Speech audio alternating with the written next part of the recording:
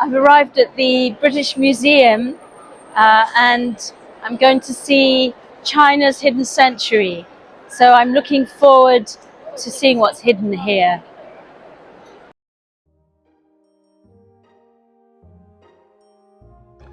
This documentary film highlights an exhibition which is currently at the world-renowned British Museum.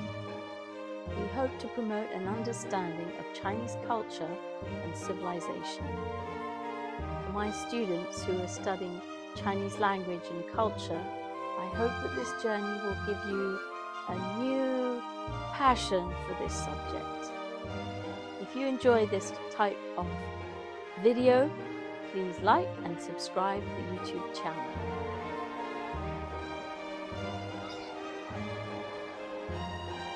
I'm really looking forward to this. A century of treasures.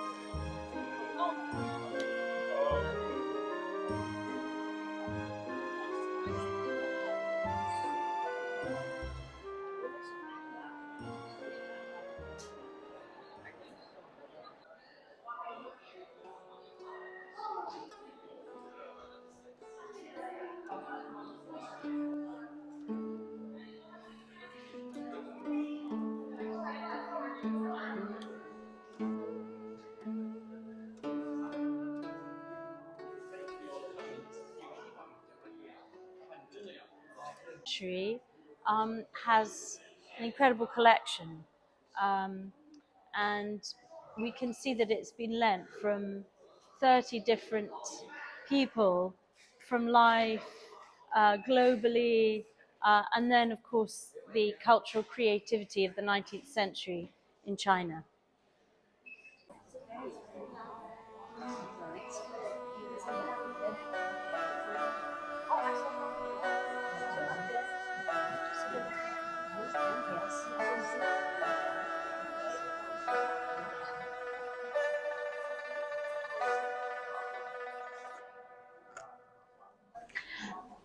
So there's a little history here. The Manchu armies from the northeast of China have overthrown the Ming Dynasty and found the Qing Dynasty and ruled China from 1644 to 1912. By 1796, the Qing have ruled over 1/3 of all humanity and established one of the most prosperous empires in world history. And in 1912, imperial rule collapsed. The dynasty's final years were challenged by natural disasters, internal uprisings, and foreign invasions. Despite this, the 19th century was an era of extraordinary cultural creativity and of political, social, and technological innovation, as people across China lived resourceful and resilient lives. So this is a hand scroll, and we can see inks on paperback silk, and it's dated 20th of January 1806, Beijing. I'm looking here, it's Manchu, which is an ethnic group from modern-day northeast China. China had different language and different beliefs, tastes and customs to the Han people of central China they ruled over. Manchu language was written down as part of state building policy in Northeast Asia in the early 1600s, and it remained an official language across the Qing Empire, representing a channel of communication to the throne.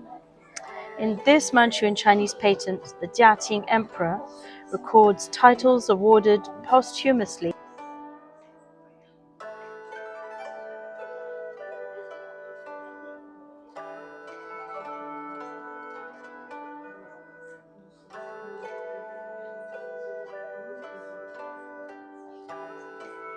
I'm all dressed up, and my face is freshly adorned.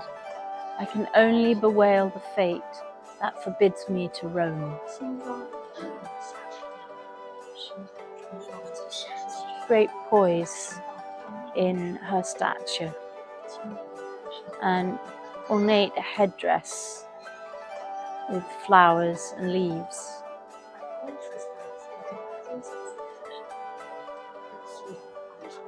So those were the words of a Manchu woman, like a poem.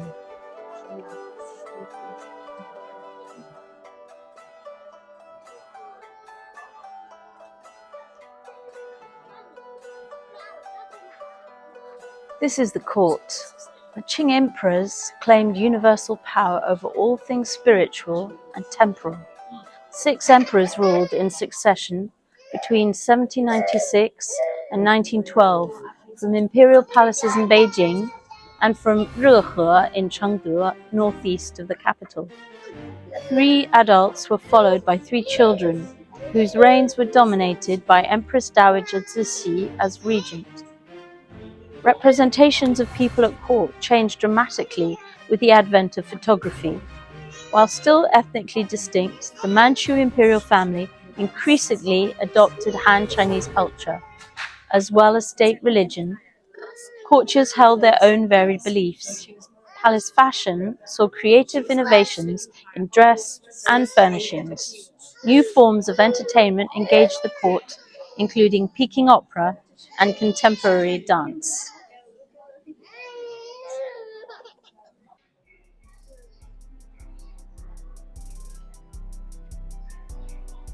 It's an imperial robe, and the emperors controlled the whole universe.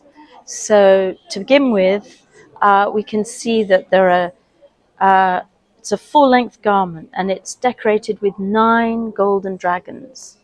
The emperor's robe is further distinguished by 12 imperial symbols, and these include the sun, the moons, constellations, mountains, paired dragons, a pheasant, and ritual cups. 非常的美丽.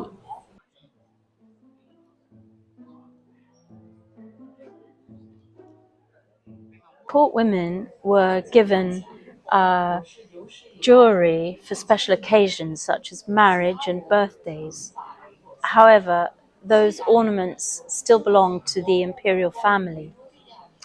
The examples here feature coral, kingfisher feathers, and freshwater pearls from the rivers of the northeast Manchu home territories. The fingernail guards, made to protect the long nails of the little finger, a gold filigree with the design of plum blossom.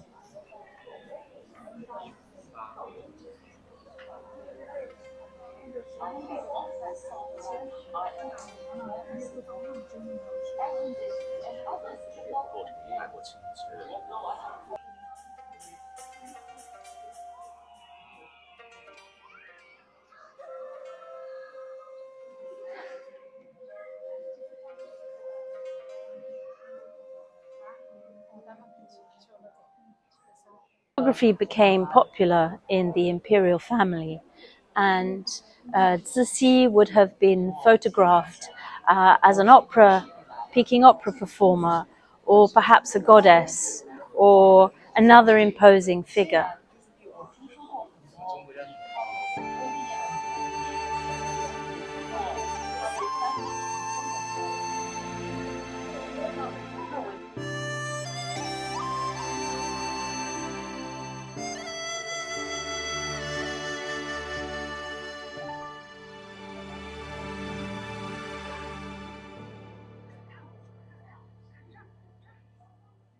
Cixi often gifted diplomats with beautiful and valuable gifts like these to improve the international relations, especially after the anti-foreigner Boxer revolution. And this is an example of one of those beautiful gifts.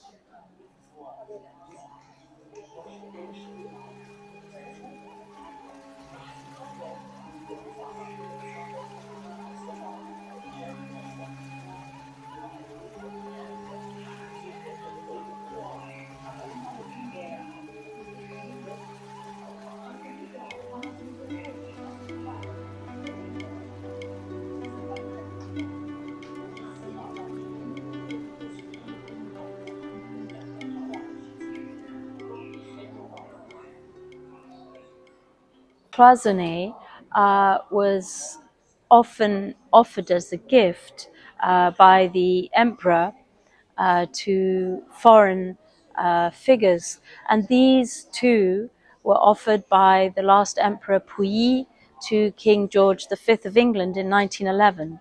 And we can see that they have the imperial seal at the bottom on the stands.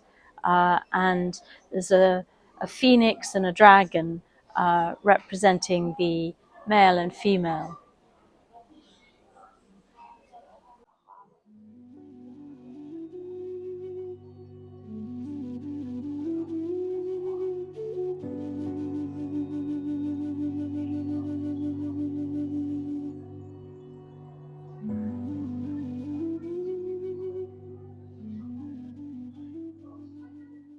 So this introduces a young woman called Yu Rongling, who was the daughter of a diplomat called Yu Geng during Zixin's reign. And they traveled to Japan, where she studied dance. She also studied with Isadora Duncan, and she caught Zixi's eye, and she introduced dance, Western dance, ballroom dancing to the court. But there's a beautiful film of her dancing traditional Peking opera. She's dancing from an opera called Farewell to My Concubine. She's dancing the sword dance for Yu Ji. Yu Ji is dancing for her king, Ba Wang, and she is filmed in the Temple of Heaven.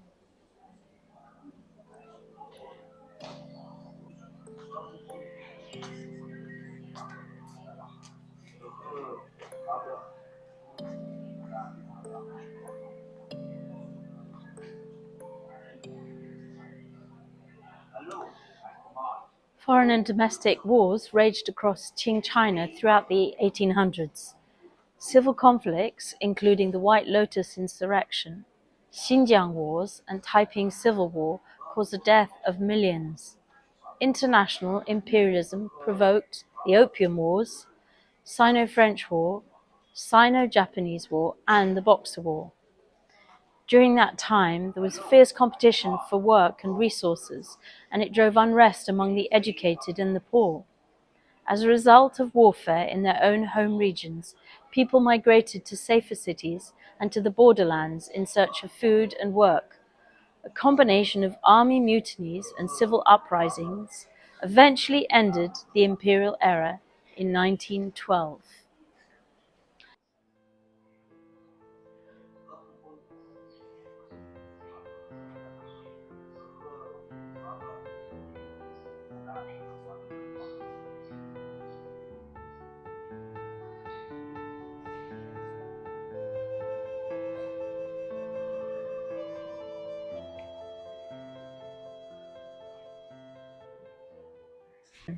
And they were elite, hereditary soldiers who commanded divisions called the Eight Banners, and they had 8 colored flags attached to their backs.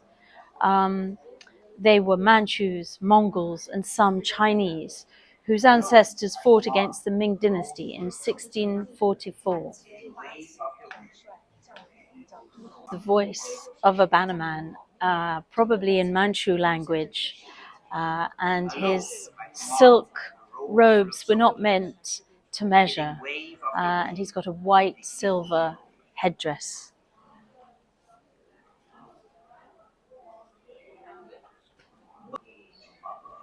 This bannerman says, "Alone I commanded a road full of soldiers, killing wave after wave of the evil rovers." And here he is, the Imperial Guard, who wears silk military uniform, white metal helmet and quiver. And it was not made to measure, but it was bought off the shelf in an established Sisheng shop, which would have been in Guangzhou, in a small market. And this shop specialized in sabers, quivers, banners, saddles. And these trappings weren't available to ordinary Chinese. You had to be an imperial guard. and his short sword in a tortoise-shell scabbard and curved sword in a fish-skin scabbard are typical Qing weapons. Wang Yanlingqing, who was also a bannerman, and he has written his travelogue, part diary, and it's called Wild Swan Tracks on Snow, and it's an illustrated record of his life. Lin Qing achieved the Jinshi degree in 1809, aged just 18, and he served the government and in a cabinet. He assisted his mother, who's pictured here, in his compilation of an anthology of poems by Qing women writers.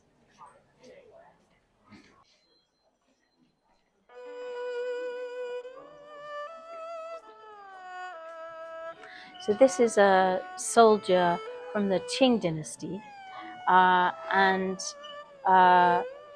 this is his uniform. The roundels at the center of the jackets identified a soldier's unit.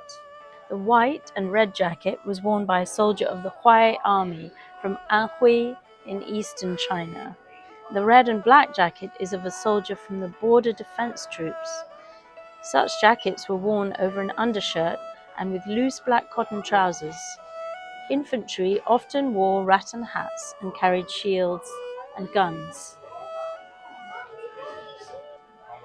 So this is another uniform of one of the border soldiers who would have defended the dynasty, and he has a rattan hat to protect himself from the sun.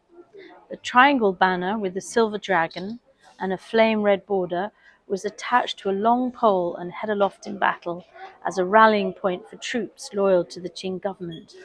The rectangular flag, featuring a winged tiger on its hind legs, was flown from a tall pole. Printed text regulated the use and designs of flags.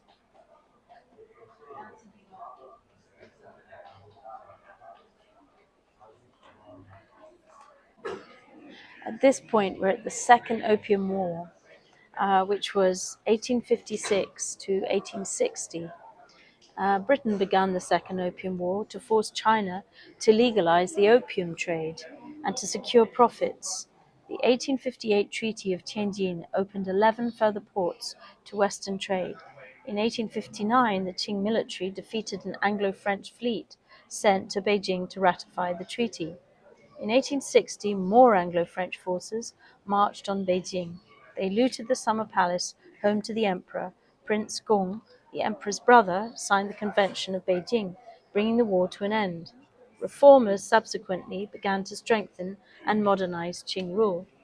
And here we have a painting of a Pekingese who would have been looted, and apparently he may have belonged to one of the princes, and he was taken by Captain Dunn of the 99th Regiment and presented to Queen Victoria in April 1861, and thus began a tradition of Pekingese dogs in England. And he's a very fine, sweet dog.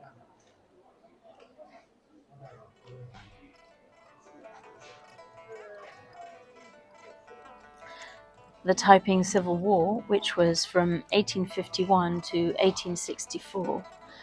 It was the deadliest in human history, causing the death of at least 20 million people. Hong Xiuquan proposed an alternative form of Christian government, the Taiping Heavenly Kingdom, and it would remove the Qing from power. With about 200 million people under its control, the Taiping had its own rulers, officials, civil service exams, calendar, currency, and laws. Western mercenaries fought on both sides, and foreigners pursued and protected their interest by supporting both the Qing and the Taiping powers.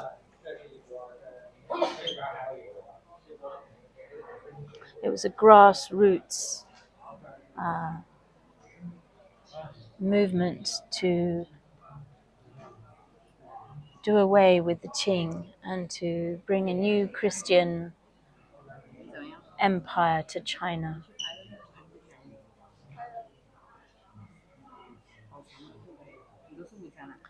And here is an illustration of the defeat of the Taiping, maybe an imaginary one.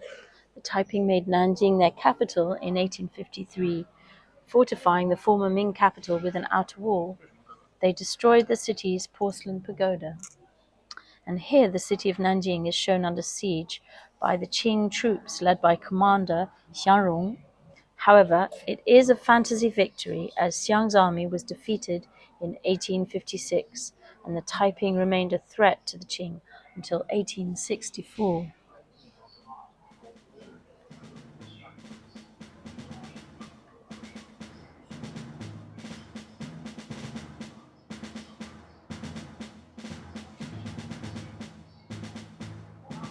This painting is called Battle at the Wei River, and it's by Qing Quan. It was commissioned by Empress Dowager Cixi, by one of her court artists in the imperial household, to produce a series of epic scale paintings celebrating historic Qing victories in the civil wars with Taiping, Nian, and the Hui Muslim forces. Here, Commander Dolo A, wearing a yellow jacket on horseback at far left, leads Qing government troops to victory against Muslim insurgents at Putawa in eastern Shanxi province. It was made 20 years after the battle, suggesting how long it took to restore confidence in the dynasty's survival.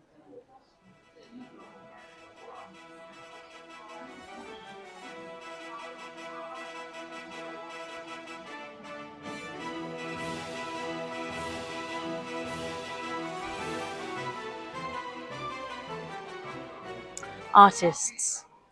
Even as the Qing Empire found itself under exceptional pressure from violence in the 1800s, landscape paintings, fans, and albums demonstrate that artistic traditions were not in decline, but coexisted with new modern art. Western techniques such as lithography were embraced by artists trained also in traditional woodblock printing design and by new magazines and newspapers in the coastal cities. For centuries, the educated gentry class hoped to qualify for government service through the imperial examination system, which was abolished in 1905. This three-tier system existed at local, regional, and imperial level. Passing these exams was once the only path to a career in the state bureaucracy. However, as the likelihood of winning an official job dwindled, men sought alternative livelihoods and established new artistic and literary groups.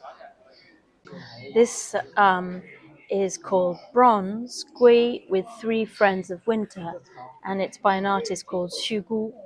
He came from a military family, and during the Taiping Civil War, he left his post to become a monk. So what we have shown here is the three friends of winter, pine, prunus, and bamboo, and so named because they maintain their color in winter when other plants wither. They came to symbolize the steadfastness admired by the well-educated. A red seal impression inside belonged to Ran Yuan, celebrated antiquarian and official. Porcelains with ba-po and seal designs. An interest in epigraphy, the study of inscriptions, and collecting seals drove a fashion for steel impressions as patterns on porcelain in the 1800s. The brushpot has an iron red mark dating to the Qianlong Emperor's reign on the base. Probably incorrect. The seals painted on it are connected to 8 famous scenic spots in Anhui province in East China. The teapot is decorated with text from My Humble Hut by the Qing Dynasty poet Liu Yuxi. The vase is painted in ba-po style. And calligraphy in China is both handwriting and art. Antiquarianism came to dominate Qing intellectual life and artistic production in the 1800s. Scholars studied ancient inscriptions on bronzes, stones, and other ancient artifacts, and these writing styles impacted their work. Artists were inspired by the calligraphy of ancient stone inscriptions, such as rectilinear shapes and elongated strokes. Poems and calligraphy by women gained wider recognition as the century progressed. And here we have vases, inkstone and teapot with ancient calligraphy. And we also have a poem by Cao Zhenxiu, and her dates are 1762 till about 1822. And she would have been part of a tradition of women who wrote annotated biographies about famously virtuous women as exemplars of womanly ideals. Cao Zhenxiu composed 16 poems and had the young artist Gai Qi create the delicate images in this album. Cao collected clever female artists, calligraphers and warriors, protecting a new idea of the model woman. Zhu Cheng is the artist and Ren Xun, and they have created bronze vessels and flowers. And this type of art is combining a composite three-dimensional rubbing of ancient bronzes with painted flowers. And it was an innovation of the late 1700s to early 1800s. A growing interest in the display of inscriptions on ancient bronze ritual vessels and stone still reflected the scholarly interest of their owners. And the flowers here represent the four seasons. Together, the images create visual puns for good wishes. So these are hanging scrolls, and they have this combination of rubbing, stone rubbing, and also of calligraphy.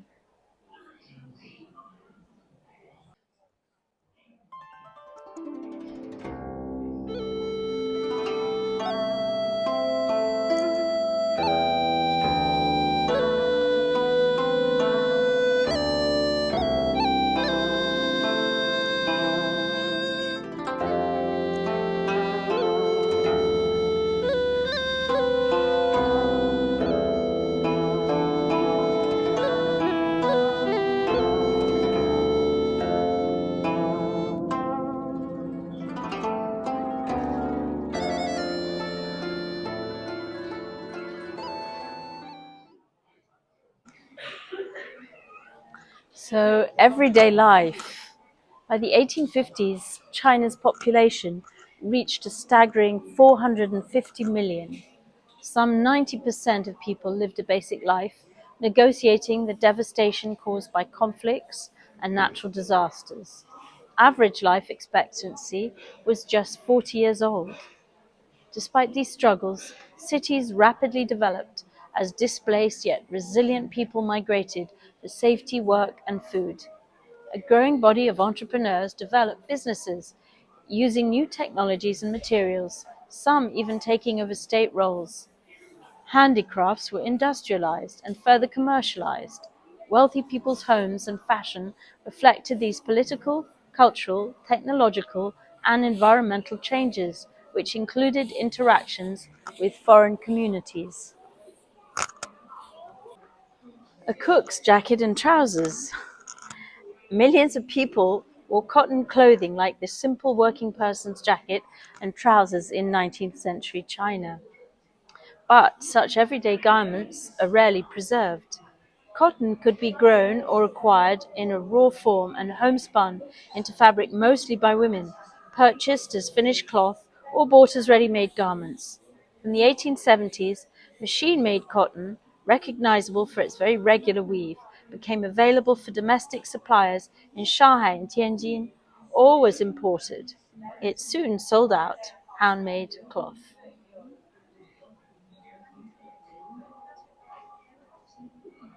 And above we also have a baker's shop sign, and this sign features the name of the shop, Peace to All,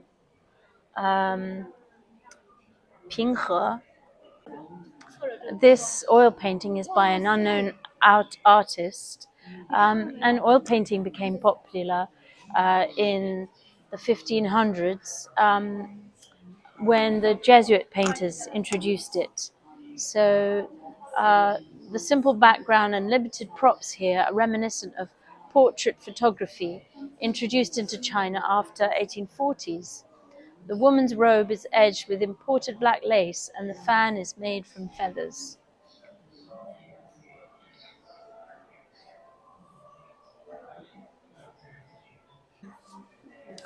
This portrait of a man is entirely stitched, but it's actually copied from a photograph.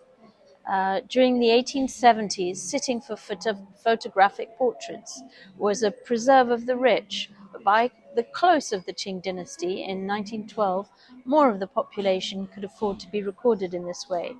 Stitched portraits are rare and were expensive to purchase. A piece like this took many months to complete by hand. So it's silk on silk.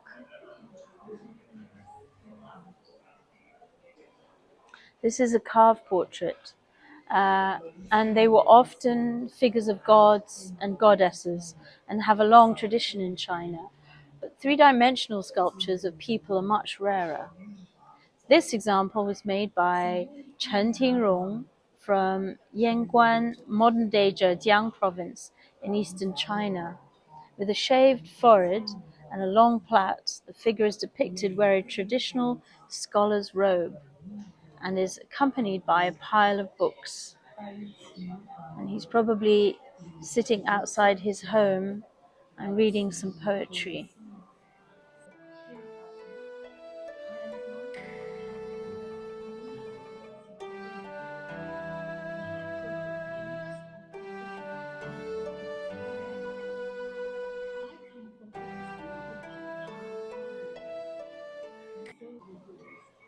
So this is a portrait of Madame Li and her husband Lu Xifu. These ancestral portraits were painted in a new style inspired by photography. So again, we have an empty background. And their nephews, who were recognized cultural figures in the Foshan area near Guangzhou, inscribed the portraits, recording the details of a lifetime's achievements at the top of the paintings. Lu Xifu ran a successful business, and his Buddhist wife managed his household, but little else is known of their lives. And such formal portraits were probably kept in the family shrine.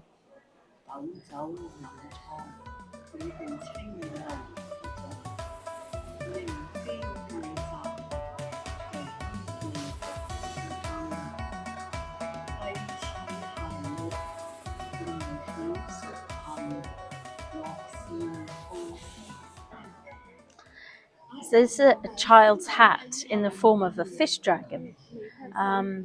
Mothers in the 1800s were incredibly creative, and they used to make special clothes and headgear for their children, especially their boys, which would be worn at Chinese New Year or on special occasions.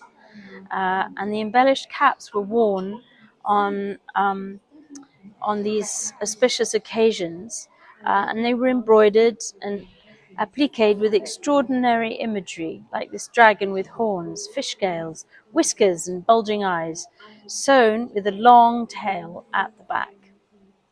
And these are little tiger slippers, which he would have worn as well, with tiger whiskers, white tiger whiskers. Very joyful.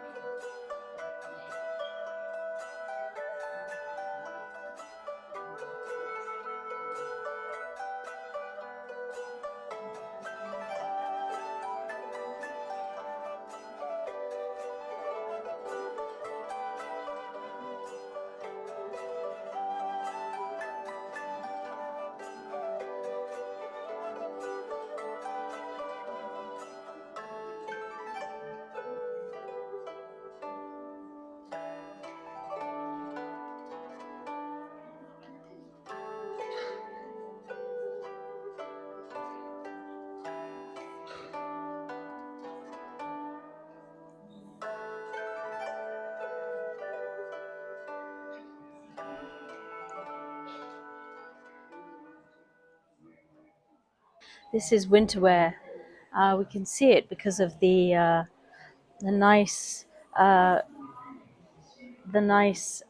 fur in the front of the coat, and also on the cuffs, both the cuffs of the sleeves.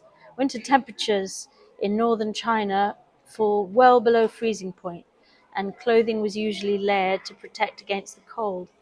Finer, full-length robes were worn beneath the sheepskin-lined coat, curly wool trapped in the hair, keeping the arms and torso snug. Flatter, long-haired fur was used over the legs. The cuffs are soft and are dyed a darker shade of brown. And the coat itself was made from silk, so silk and different animal furs.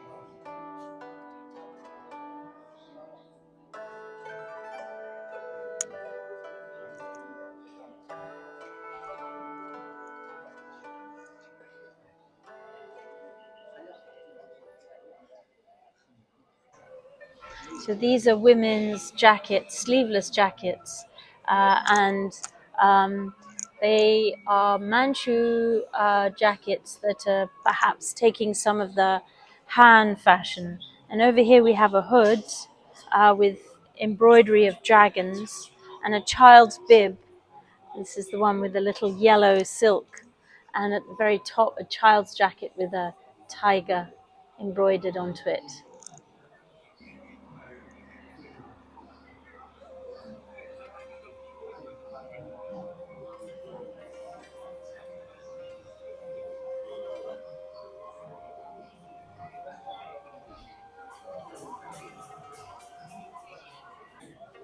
So this is worn by ordinary poor folk, the rural poor.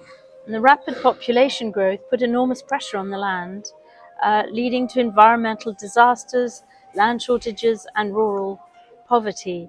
And the expansion of the Han along the edges of the Qing Empire into areas previously inhabited only by non-Han peoples sometimes drove tensions as people competed for their livelihoods. Extreme weather aggravated the economic crisis, and the Great Northern Famine of 1876 to 79, which followed a 3-year drought, claimed at least 9.5 million lives. So here we have a waterproof workers' outfit, and the rural fishermen and farmers would have worn this type of waterproof raincoat and hat for centuries. In urban settings, poor people, including porters, perhaps street cleaners, and labourers, also wore such garments as protection from the elements. Regional variations existed, and, depending on which plants were available locally, would have looked slightly different. In the far south, palm leaves or coconut fibres were used instead of rice or millet. This particular coat was made of straw or leaves, and then stitching them to the layer above using rice straw thread. So this man, perhaps with his straw cape and hat, would have been between 1860 and 1870.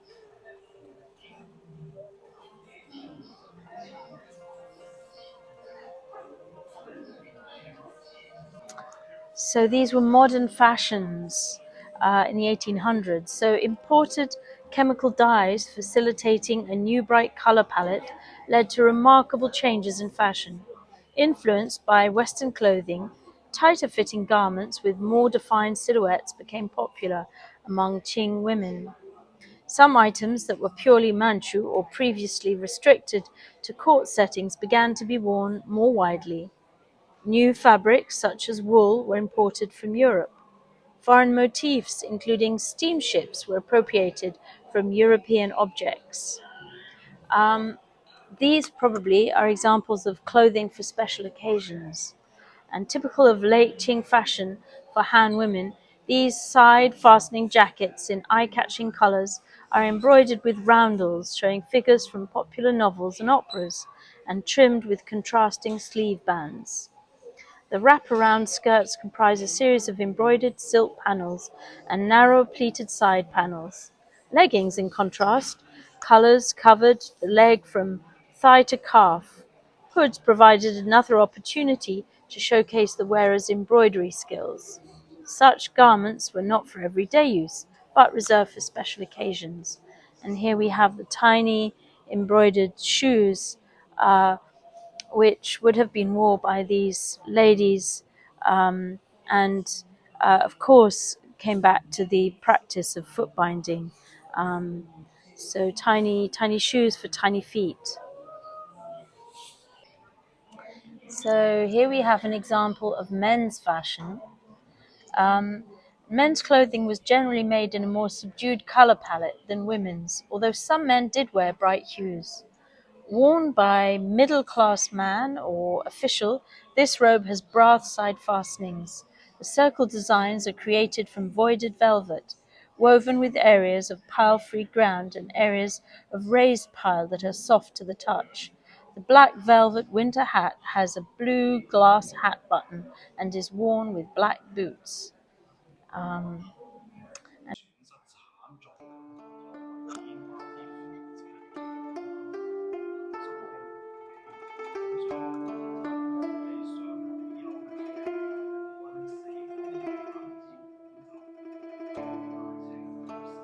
Global Qing. Until the 1840s, Guangzhou, also known as Canton, was the only place in China where trade with Europe and the USA was legal, and where such foreigners could live and work.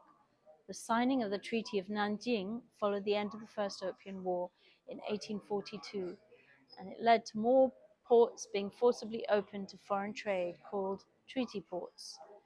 During the last 60 years of Qing rule, modern technology and transport revolutionized industry and changed people's lives.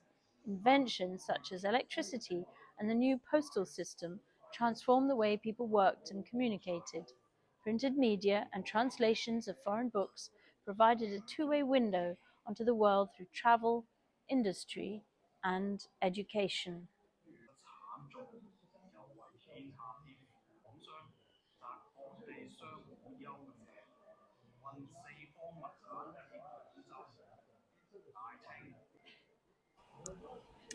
So here, science, medicine, and missionaries is represented in a priest's hat and ecclesiastical textiles.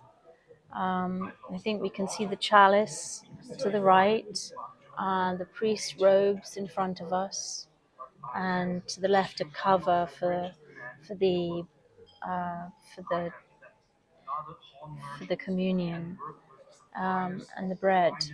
In 1844, the Qing government and France legalized Christian missionary work in China.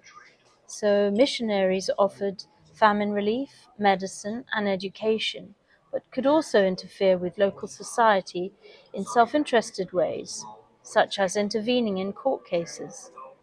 The Tianjin incident of 1870, the Yangtze River riots of 1891, and the Boxer War all demonstrated active, organized, anti-Christian sentiment in China. Far more people were converted by Christian Taiping religion, which inspired hybrid Christian Qing texts and practices. Um, so the textiles here that we see follow prescribed forms for celebrating the Mass, including a priest's tabard to wear over a longer robe. So that's the beautiful red tabard in front of us, and a cover for the wine chalice, and textiles onto which the host, the holy bread, was placed. And the embroidery is a Chinese design.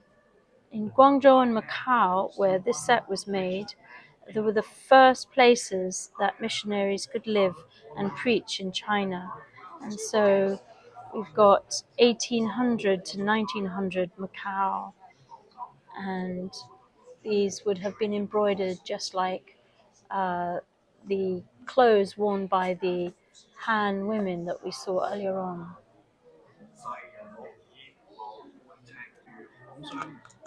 Ida Khan was a pioneering female doctor, and here are some of the objects that belong to her. And we can see a lizard perhaps, and some small flasks, porcelain flasks where she would have kept her medicines, and some other insects and interesting memorabilia.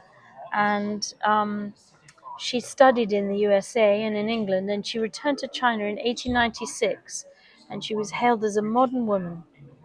Ida Khan became a great advocate for women's education, and she successfully founded a hospital for women and children. Separately here we have a fan, and the fan seems to be describing a fire. There's lots of flames here. It portrays the Tianjin incident. So when public unrest grew in Tianjin in 1870, as rumors about ill treatment of Chinese children by French nuns circulated, on the 21st of June, the French consul Henri Fontenier fired into a crowd that included local officials, and a servant was killed. Fontenier and 20 others were murdered in retaliation.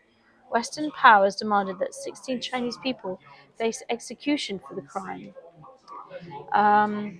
So a Qing delegation was sent to France to apologize. That's the fan. And over here we have a very interesting botanical book.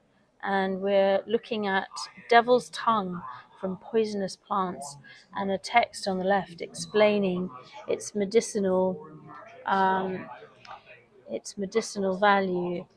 And it seems as if this book includes local knowledge from Yunnan and Guangdong provinces.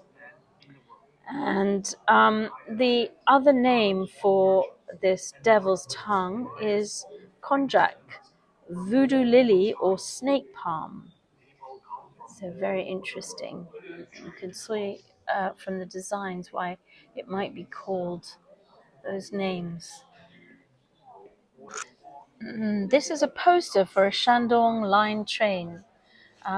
It's a propaganda poster, and it promotes modernity and prosperity through technology, encouraging communities to accept the building of new railways and telegraph systems.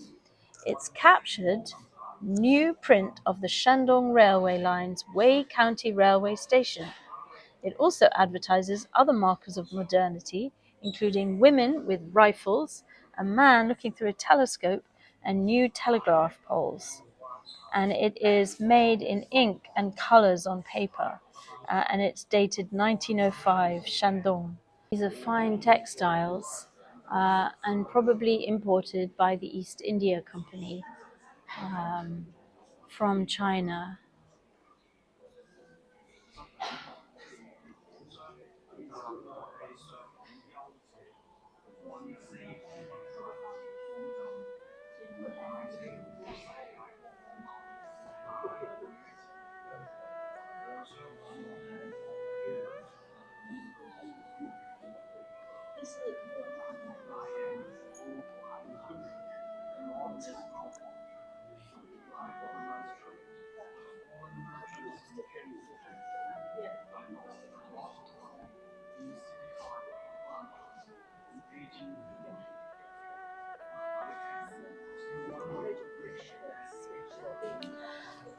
Reformed Revolution, 事变. Qing China was shocked by its defeat to Japan in the Sino-Japanese War. And in its aftermath, Western imperialist forces increasingly vied for Qing land. In response, Chinese patriots sought to rapidly build a modern, cohesive nation that could stand up to external threats. Qing armies were modernized. Empress Dowager Cixi eventually permitted officials to create new ministries for foreign affairs, commerce, the police, and education. Beyond China, Qing diplomatic delegations searched for alternative methods of governance. However, after a short, violent, revolutionary insurrection in 1911, the last emperor Puyi abdicated in February 1912, ending 2,000 years of imperial rule. And we can watch the movie The Last Emperor if we want to find out a little bit more. This scroll is written by Kang Youwei.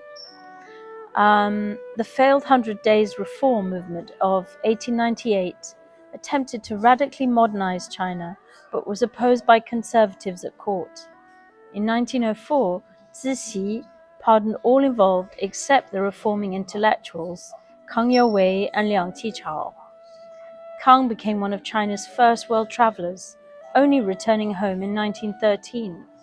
So this text that we have, the scroll in front of us, reads, "Climbing to the top of the mountain, I look at the floating clouds.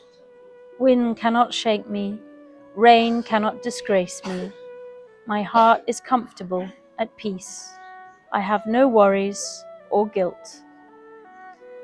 Kang advocated an end to traditional family structures, including marriage, but married 6 times, generating 16 children.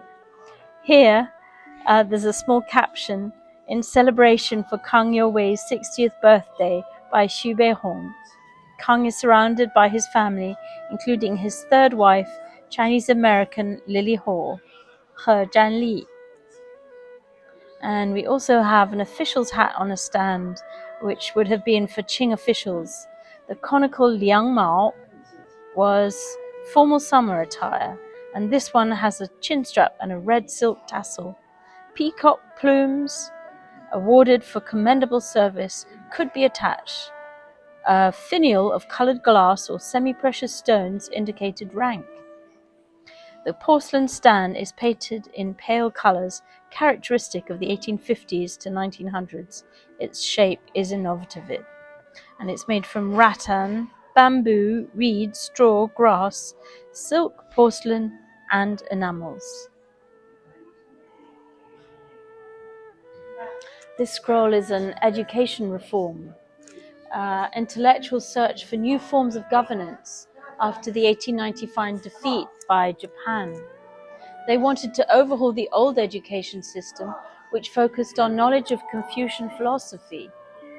The imperial exam system was abolished in 1905, and a revised curriculum for schools was introduced, and this would have included new subjects such as Western sciences and languages. Across China, new universities were founded, and among them Peking University, which still functions today as a major university for national and international students. So to my right is a dress which would have been worn by Qiujin, and to my left are some shadows, perhaps from photographs. Qiujin grew up in eastern China, writing poetry and studying Chinese heroines. While living in Beijing with her husband and 2 children, she was exposed to new ideas of freedom and equality. Grappling with her conflicting identities, she wrote of the injustice of being forced to be a lady. Later, during a visit to Japan, she joined several anti-Manchu revolutionary groups. After returning to China in 1905, she supported the Republican cause, planning uprising against the government. When these failed and her comrades were executed, Qiujin did not escape to safety.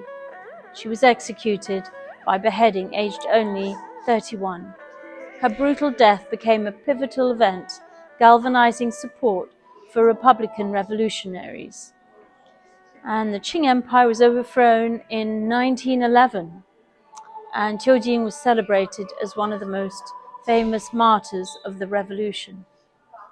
So only 6 years after her death.